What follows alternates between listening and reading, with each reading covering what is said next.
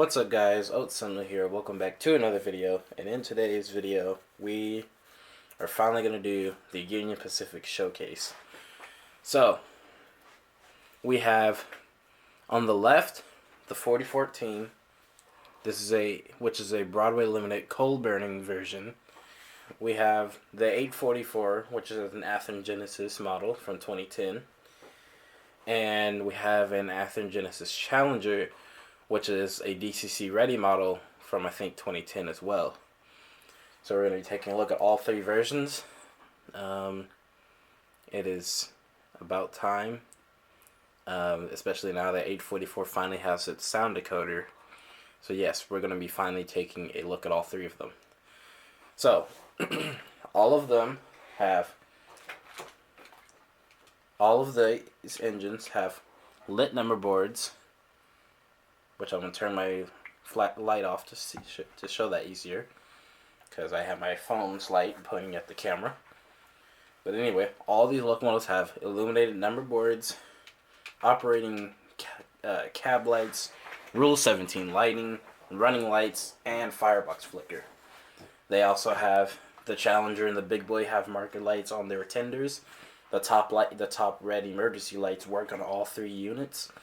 844 is modeled in its 1950s appearance and 1990s into early 2000s appearance. 3985 is as its original appearance with its oil tender. 4014 models itself as its as-delivered appearance. So, all of these have their own versions that they're modeled for. But yeah, 4014 is 1950s. 844 is 1950s to the early 2000s. 3985 is the modern day excursion version. So, yeah, that's that. Now, I'm going to get the headlight on all three units, starting with the 844. And it has Rule 17 lighting as well. 4014. And finally, 3985. So, all of these have Rule 17 lighting, which means as soon as I crack the throttle, the light gets brighter. And the cab light also turns off when the engine starts moving on all three units. These all have Locksound 5 series decoders. All of them have been programmed with their, respectable functions. Like the Big Boy has its running lights on F7. The Challengers come on with track power, but they are very dim, so that way I don't have to worry about that. Because once I turn them on, I usually don't turn them back off, so that's something I don't have to worry about. 844 is the same way. F7 turns on the running lights. And 844, of course, since it's modeling its 2000s appearance, before its Mars light was removed, it still has its Mars light. So if I turn the headlight off, you can see the Mars light going a little bit easier. So, yeah, that's that.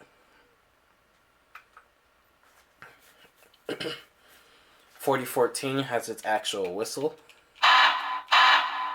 844, of course, has its whistle. And 3985, I have to kind of make a whistle for that, reusing 844's whistle, but it ended up turning out pretty good.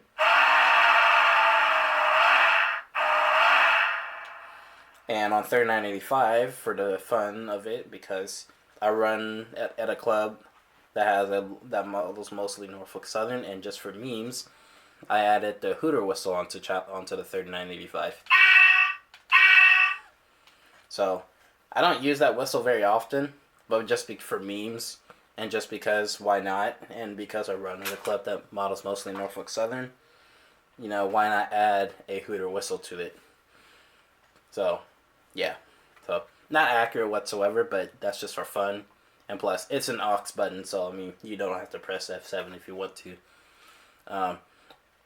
The Challenger and 844 both have crew talk. So, I'll play that on the Challenger, since I can access that on the Challenger.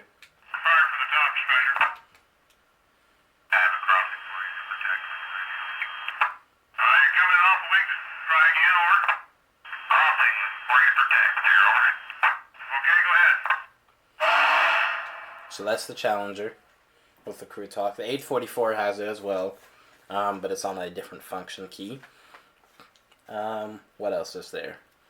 The 4014 can no longer be separated from its tinder, so it's hardwired. The Challenger in 844 can be. However, Challenger 3985 underwent a rebuild to gain a 9-pin plug instead of a 6-pin plug like 844 has. So the Challenger can have its markers and number board, and its markers and cab light turned off independently. 844 has its decoder in its boiler, so all the lights on this engine are independently controlled. So all the lights can be turned off independently, except for the number boards and the marker lights. They are individual functions, but I have the functions working together on 844. So if I press F6, and if I turn the Mars light off, I press F6, it turns the number boards and markers off. They're independent functions, but they work together because usually I have those on all the time and I don't turn them off. So I just leave them on. All of these have the drive hold feature. And all of these are finished. They're all rebuilt. I no longer have intentions of taking them apart. They are not speed matched though. That's the one thing that I have to do still. It's to speed match them all. So when I do run these, I'm going to have to run them individually by themselves because they're not speed match. I would try to do a double header, but I don't want to go through all that pain of doing that. So I'm just gonna do them individually. It's up later when I do run these, and it's gonna be a little bit later on in the video. But yeah. So far, I hope you guys have liked them so far. They're really nice. I'm finally really happy to have all 3 of these done. Now, the fun part is to work on the UP diesel fleet. And that, of course, I'm talking about 951, 963, 949, and 6936. Now, 6936, that one's my favorite out of all of the 4 UP diesel heritage diesel fleet. I'm not talking about the modern aces when I say the heritage diesel fleet. I'm talking about the classics. You know, number 18, I guess if you want to count that, but unfortunately 18 doesn't run yet. Hashtag bring back 18. But yeah, 6936 out of all of them is my favorite, and eventually I'm going to try to get that again. Well, not again, I never had a 6936, but eventually I'm going to try to get 6936. I got rid of my Bachmann DD40 because a lot of reasons and a lot of inaccuracies. Good engine, good performer, but I want something right, and that's one thing I want to do. They are coming out also with a new run of 4000s as well. They're doing, of course, the 4014 with the whale tender, which I desperately want, but I don't want to pay $800 for it, so that's out, possibly. Of course, a new Broadway FEF, which is absolutely perfect. I want that too, but I just don't have, $600 laying around. The Broadway Challenger, again, you're not going to find that anywhere. And that, I'm pretty happy with my Challenger. It's solid. It's a lot more well built than the Athens 844. It's plastic still, of course, the Athens Challenger. The headlight on the Challenger is pretty good. I don't like how from the side it kind of doesn't look too good. But because this is a stock headlight, the stock headlight looks good. However, from the side, you can obviously tell that it shines through a tube, and I don't like that. So that may be another thing I might do, but for now, I'm going to leave it alone because it actually looks pretty decent at the moment. But yeah, that's something else that needed to be noted. None of these have a keep alive. None of these really need a keep alive. 844 is the only one that could possibly need one, that could possibly get one. There's a little bit more space left in the smoke box, but I don't really feel like cramming more stuff in there because it was already a pain to cram stuff in here already. Because you have all the lights, all the wires, the firebox lights and everything, and then you're talking about putting a full-size capacitor in there for a keep alive. That's just, I don't know if I'll do that. I don't think I will do that anytime soon. But yeah, eventually I would like to get the Broadway one later on down the road because I like the Athens one. It's a little bit too flimsy for me, in my opinion. But yeah, eventually I would like to get the Athens one. Also, on all three of these, they are deep. I've done some detailing to the valves by painting the valves red. I've created a whistle cord on all three of these. So, on all three units, there is a whistle, of course, right behind the smokestack. And of course, every steam engine has a whistle cord to get so the whistle can be blown. So it's pulled, and that whistle cord would pull on the whistle, and then it would blow the whistle. I've created a whistle cord on all three of those. I'll try to get a shot of that in 1 second. Okay, so here we are, and that is the whistle cord. So as you can see, that like little cord right there. There's the whistle cord on the big boy. Getting notifications. There it is on the FEF. Still need to do some touch-up paint. And there it is on the Challenger. So yeah, those are the whistle cords. And of course, here's a nice look at the running lights on the big boy as well. FEF has them. Challenger also has them. They're all pretty consistent with each other, so that's really nice. So yeah, that's that.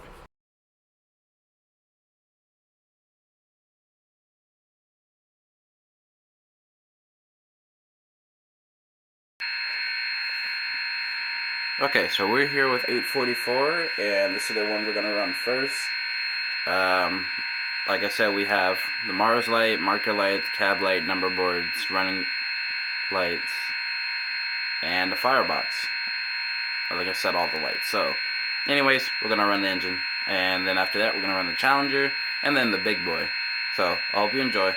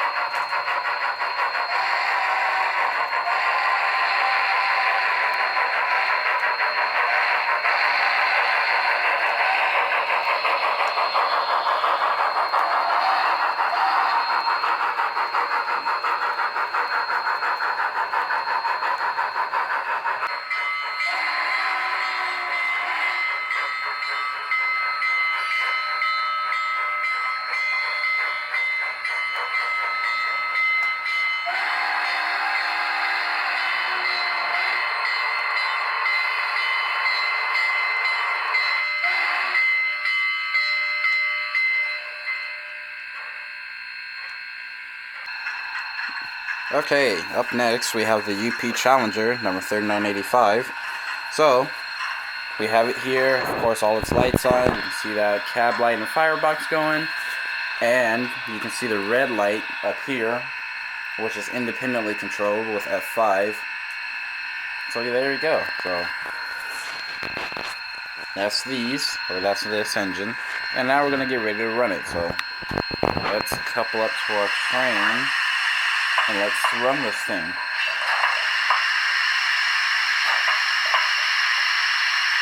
And we're coupled. Alright. So, we're going to get moving, and I hope you enjoy the Challenger.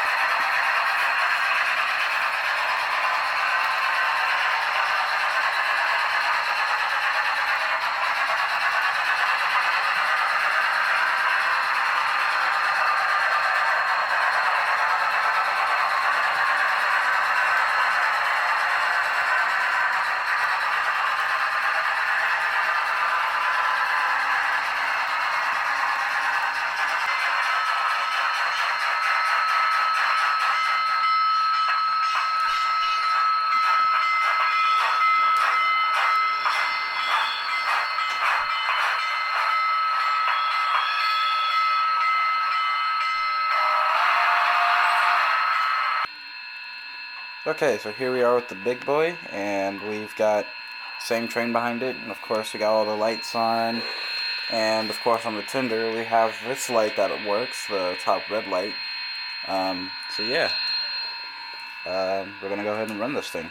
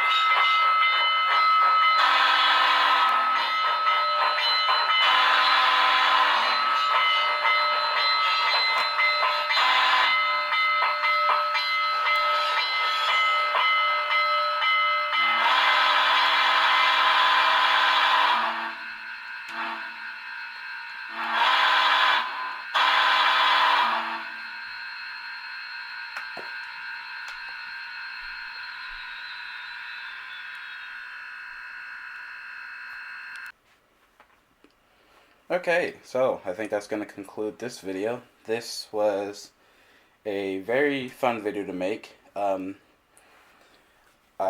hope you guys enjoyed it. I'm finally happy to have all three of the big UP3, 844, 4014, and 3985. Although, I will say the Athens ones are kind of they're not bad, but the Broadway ones are so much better. But I think I did a pretty decent job. Of course, I would take a Broadway one over the Athens ones, but until I could, of course, get the money for those, the Athens ones will do a decent job. Um, the Athens Challenger is pretty good. It's pretty decent. It's pretty good. I like it. Of course, the Broadway one, like I said, will be much better, but I like the Athens one. It's pretty good. Athens 844, it's good, in some cases, but I'm not a big fan of it. It's too flimsy. It's plastic. For $600, you can definitely spend that on a Broadway and get a much better engine. But the only reason I'm not too mad about the Athens one because I paid only $250 for mine. But it's decent. But in my opinion, I'm not a big fan of the Athens one. Too flimsy. I don't like how it comes apart. That's another big one. So that's that. But I did what I could with this one.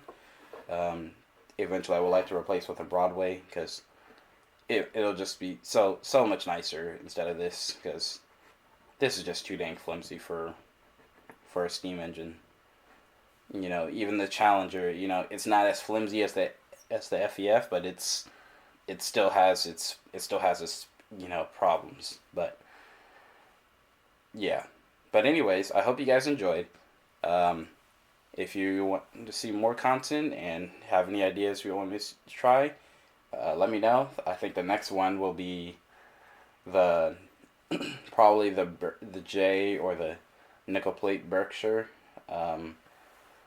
We'll see. I'm not sure what I'm going to do yet because none of those have sound at the moment, so I don't know. Actually, another thing as well is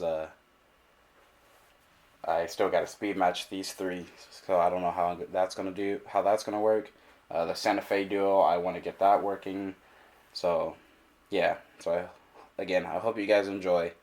Yeah, have a nice one.